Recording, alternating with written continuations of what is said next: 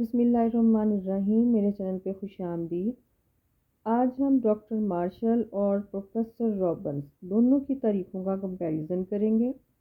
Doctor martial جو ہے وہ 19 سینچری کے مشہور معیشت دان ہیں، اور پروفیسر رابنس جو ہیں وہ 20ویں صدی کے مشہور معیشت دان ہیں۔ چلیں جی شروع کرتے ہیں۔ پہلے بات کرتے ہیں کہ ڈاکٹر مارشل نے کیا کہا ہے معاشیات کے بارے میں۔ معاشیات میں انسان کے ان اعمال کا مطالعہ کیا جاتا ہے جن کا زندگی کے روزمرہ کے معاملات سے تعلق ہوتا ہے۔ اس میں انسان کے انفرادی اور اجتماعی مسائل کے حصوں کا جائزہ بھی لیا جاتا ہے، جس کا اس بات سے گہرا تعلق ہے انسان خوشحال زندگی کے مادی لوازمات کیوں کر حاصل کرتا ہے اور انہیں کس طرح خرچ کرتا ہے۔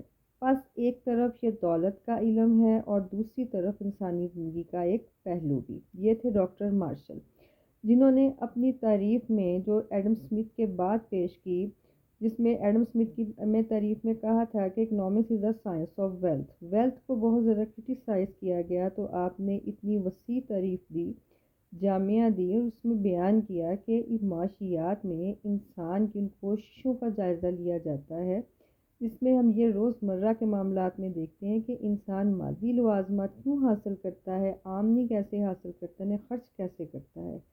اگر یہ ایک طرف دولت کا علم ہے تو یہ دوسری طرف انسانی زندگی کا پہلو بھی۔ اب پروفیسر رابنس نے کیا کہا؟ پروفیسر رابنس کو فلاح کے اوپر اعتراض تھا۔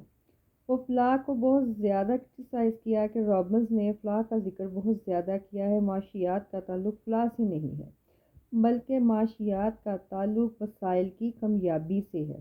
وہ کہتے ہیں کہ معاشیات ایسا علم ہے جس میں انسان کے ان رویوں کا مطالعہ کیا جاتا ہے جو مقاصد یا خواہشات اور کامیاب ہیں لیکن متبادل استعمال رکھنے والے وسائل کے مابین تعلق کو ظاہر کرتا ہے۔ لیکن جو کامیاب وسائل ہیں، اس کا مطلب یہ نہیں ہے کہ ملک کے اندر ہے ہی نہیں ہے۔ ملک کے اندر وسائل ہیں لیکن ڈیمانڈ کے مطابق وہ وسائل کم ہیں۔ اس کا مطلب یہ ہے کہ انسان کی خواہشات تو لامحدود ہیں لیکن انہیں پورا کرنے کے لیے جو وسائل ہیں، یعنی ان کی ڈیمانڈ جو ہے وہ بہت زیادہ ہے، وسائل کی کمیابی ہے۔ اس کی سادہ سی مثال یہ ہے کہ ایک دنیا میں لاکھوں ٹن گندم پیدا ہوتی ہے لیکن اس کی ڈیمانڈ اتنی زیادہ ہے، پھر بھی بہت سارے ممالک میں خوراک کی قلت ہے، پیٹ بھر کے کھانے کو نہیں ملتا، اور گندم مہنگی بھی بہت ملتی ہے۔ یہاں پہ رابنس اسی بات کو ذکر کر رہے ہیں۔ آپ دیکھیں تو افریقہ کے بہت سے ممالک میں خوراک کی قلت ہے۔ پاکستان جیسے ترقی پذیر ممالک میں بھی بہت سارے ایسی جگہیں ہیں جہاں پہ بنیادی ضرورتوں کی کمی ہے۔ ہر بندہ چاہتا ہے کہ اس کی ضرورت پوری ہو۔ یہ انہی کامیاب وسائل کا ذکر رابنس کر رہے ہیں۔ اب ان تعریف کا کمپیریزن شروع کرتے ہیں۔ سب سے پہلے ڈاکٹر مارشل نے نمبر 1 کیا کہا؟ ڈاکٹر مارشل نے صرف ان انسانی اعمال کو علم معاشیات کے دائرے میں شامل کیا ہے جن کا تعلق زندگی کے روزمرہ کے معاملات سے ہوتا ہے، اور پروفیسر رابنس علم معاشیات میں ایسے شخص کے اعمال کا بھی جائزہ لیتے ہیں جو معاشرے سے دور جنگلوں میں رہتا ہو لیکن محدود ذرائع اور لاتعداد خواہشات کے پیش نظر معاشی مسئلے سے دوچار ہو۔ یہ بات تو ٹھیک ہے، مارشل نے اپنی تعریف میں ان لوگوں کو شامل نہیں کیا جو دور پار رہتے ہیں، جنگلوں میں بیابانوں میں رہتے ہیں، لیکن رابنس کہتا ہے کہ انسان غار کے اندر رہے، جنگل میں رہے یا معاشرے میں لوگوں کے ساتھ رہے، معاشی مسئلہ ایک سا ہے۔ نمبر 2، ڈاکٹر مارشل صرف ایسی سرگرمیوں کو معاشیات کا موضوع بحث بناتے ہیں جو مادی لوازمات کے حصول کے لیے ہیں۔ اس طرح انہوں نے علم معاشیات کا دائرہ محدود کر دیا ہے۔ پروفیسر رابنس علم معاشیات کے دائرے میں مادی اور غیر مادی دونوں قسم کے لوازمات کو حاصل کرنے کی معاشی جدوجہد کو شامل کرتے ہیں، جس میں معاشیات کے موضوع کو وسعت نصیب ہوئی ہے۔ مادی لوازمات میں کہ فزیکلی ورک کرتے ہوئے جتنے بھی لوگ ہیں انہیں مارشل نے تعریف میں شامل کیا، لیکن رابنس نے مادی اور غیر مادی دونوں طرح کے لوگوں کو شامل کیا ہے لوازمات کو، جس میں نہ صرف جسمانی محنت کرنے والے شامل ہیں بلکہ ذہنی محنت کرنے والے، جس میں ڈاکٹر ہیں، وکیل ہیں، استاد ہیں، وہ بھی شامل ہیں، اور حتیٰ کہ زہریلی گیسوں میں کام کرنے والے لوگ بھی شامل ہیں۔ اس طرح معاشیات کی تعریف کو وسعت ملی۔ ڈاکٹر مارشل نے اپنی تعریف کی بنیاد مادی فلاح و بہبود کو بنایا ہے اور صرف ان انسانی اعمال کا ذکر کیا ہے جو مادی زندگی کو خوشحال بناتے ہیں۔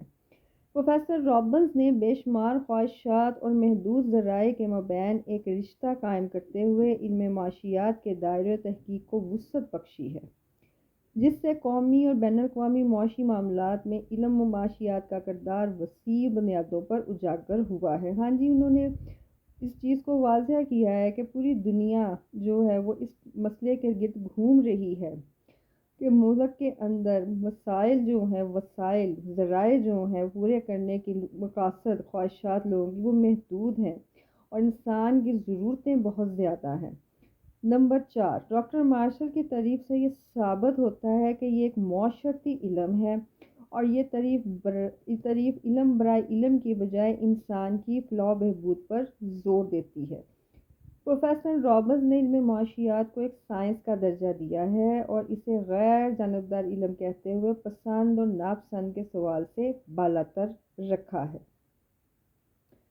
نمبر 5، ڈاکٹر مارشل نے اپنی تعریف میں لفظ فلاح کا ذکر کئی بار کیا۔ ماہرین اس کے مفہوم کے بارے میں اعتراض کرتے ہیں کیونکہ اس کا تعلق انسان کی ذہنی کیفیت سے ہوتا ہے جس کی عددی پیمائش ممکن نہیں ہے، بالکل بھی نہیں ہے۔ ہم فلاح کو بالکل میئر نہیں کر سکتے۔ میں نے لیکچر میں بتایا تھا کہ اس بندے کو کتنی کسی چیز میں فلاح حاصل ہے، کتنی ہے کتنی نہیں ہے، اسے ہم میئر بالکل نہیں کر سکتے کہ فلاح کا تعلق انسان کی ذہنی کیفیت سے، اور انسان کی ذہنی کیفیت ہر سیکنڈ کے بعد چینج ہوتی ہے۔ پروفیسر رابنز کی تعریف زندگی کی ٹھوس حقیقتوں کی بنیاد پر رکھی گئی، اس میں کوئی ایسا تصور بیان نہیں کیا گیا جس کی پیمائش ممکن نہ ہو۔ ایسی کوئی چیز نہیں رابنز نے بیان کی۔ رابنز نے سادہ سادہ کہا ہے کہ انسان کی خواہشات لامحدود ہیں اور وسائل محدود ہیں، اس میں کوئی کسی قسم کی میئرمنٹ کا چیز شامل ہی نہیں کی۔ نمبر 6 اور آخری ہے جی، دور حاضر میں معاشی ترقی اور منصوبہ بندی لازم اور ملزوم ہو کر رہ گئی ہیں۔ ڈاکٹر مارشل اور اس کے پیروکاروں نے انسانی فلاح و بہبود پر زور دیا ہے، جس کی وجہ سے جدید معاشی نظریات سے مطابقت رکھتی ہے تعریف۔ پروفیسر رابنز کی تعریف میں معاشی ترقی اور منصوبہ بندی کا کہیں بھی ذکر نہیں، بھی بالکل بھی نہیں ہے یہ ذکر، یہ بات بالکل ٹھیک ہے۔ لیکن اب نتیجہ کیا نکلتا ہے کہ آخر کون سی تعریف کے اوپر زیادہ صحیح ہے اور اس پہ عمل کیا جائے؟ دیکھیں، مارشل کے نزدیک مادی فلاح و بہبود معاشیات کی بنیاد ہے، جسے رابنز نے طنزاً اخلاقی طور پر اس کا پرچار تو کیا، لیکن رابنز کی اپنی تعریف سے کفایت شعری کا مفہوم نکلتا ہے۔ اگر آپ رابنز کی بالکل سادہ ترین تعریف کریں تو وہ تعریف بنتی ہے کہ میانہ روی اور کفایت شعری علم معاشیات ہے۔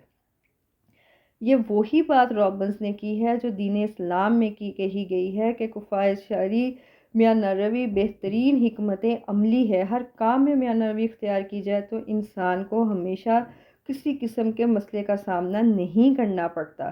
قرآن پاک میں واضح طور پہ کہا گیا ہے کہ فضول خرچی کرنے والے شیطان کے بھائی ہیں۔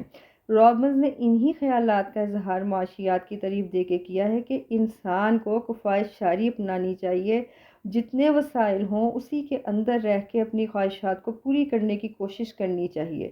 جتنی انسان خواہش شعری سے کام لے گا اتنے ہی کم اس کے مسئلے مسائل ہوں گے۔ اس لحاظ ان کے استعمال میں خواہش شعری سے کام لے گا، اور خواہش شعری بذات خود ایک اخلاقی وصف ہے، بالکل ہے، اسے بالکل اپنانا چاہیے۔ اس لحاظ سے بھی دونوں تعریفوں میں مشابہت پائی جاتی ہے۔ مارشل کی تعریف میں اور رابنز کی تعریف میں اگر کوئی اختلاف ہے تو انداز بیان کا ہے۔ اگر آپ کو بتایا جائے، دیکھیں مارشل نے جو تعریف بیان کی ہے وہ ذرا وسیع ہے، بڑی تفصیل سے ہے۔ رابنز نے بڑی چھوٹی سی مختصر سی تعریف بیان کی، جامعہ بیان کی اور سادہ سادہ زندگی کے مسئلے کے بارے میں آگاہ کیا ہے۔ رابنز کا ایک تعریف کا تھوڑا سا مسئلہ ہے کہ اس نے معاشیات کو سائنس کا درجہ دینے کی کوشش کی ہے۔ کوشش تو اچھی ہے لیکن یہ کوشش کامیاب نہیں ہو سکتی۔ اس کی نسبت مارشل نے معاشیات کو جو معاشرتی علم کا درجہ دیا ہے وہ زیادہ اچھا ہے۔ وہ اس لیے کہ ان سائنس کا تعلق مادے سے ہے اور مادہ ایک بے جان شے ہے۔ طبی علوم کے قوانین جامع اور اٹل ہوتے ہیں، ہماگیر ہوتے ہیں۔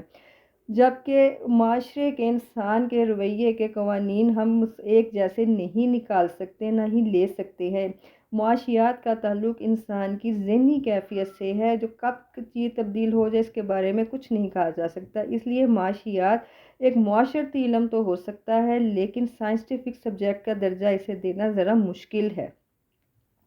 دوسری بات جو ہے جی، رابنز نے معاشیات کو مقاصد کے مابین غیر جانبدارانہ ٹھہرایا ہے اور اس سے مضمون ذرا خشک اور غیر دلچسپ بنا دیا۔ اس کی نسبت مارشل نے اپنی تعریف میں انسانی فلاح و بہبود کا معاشیات کو علم قرار دیا اور انسانی دلچسپی کا اس میں پہلو موجود ہے۔ اب اگر آخر میں یہ کہا جائے کہ جتنے بھی ہماری اکانومی میں مسئلے ہیں اور ان کو جو حل کرنا ہے، تو اس کے لیے بہتر ہے کہ معاشی ترقی کی پیچیدگیوں کو حل کرنے کے لیے دونوں ماہرین، 19ویں اور 20ویں صدی کے دونوں ماہرین نے جو تعریفیں دی ہیں، انہیں ملا کر لے کے چلا جائے۔ معاشی منصوبہ بندی کسی بھی ملک کی ترقی کے لیے بے حد اہمیت کی حامل ہے۔ رابنز کے جو مسئلوں کا معاشی مسئلہ بیان کیا ہے وہ بھی بہترین ہے، اور ڈاکٹر مارشل نے جو فلاح و بہبود کا حل بتایا ہے انسان کے لیے معاشیات کے ذریعے، وہ بھی بہترین ہے۔ ان دونوں طریقوں کو ملا کر چلنا چاہیے اور اپنی معاشی ترقی کی منازل کو طے کرنا چاہیے۔ اگر آپ کو یہ لیکچر پسند آیا ہے تو اس کو لائک کیجیے گا، سبسکرائب کیجیے گا، شیئر کیجیے گا، اپنے کمنٹ میں رائے کا اظہار کیجیے گا۔ اللہ نگہبان۔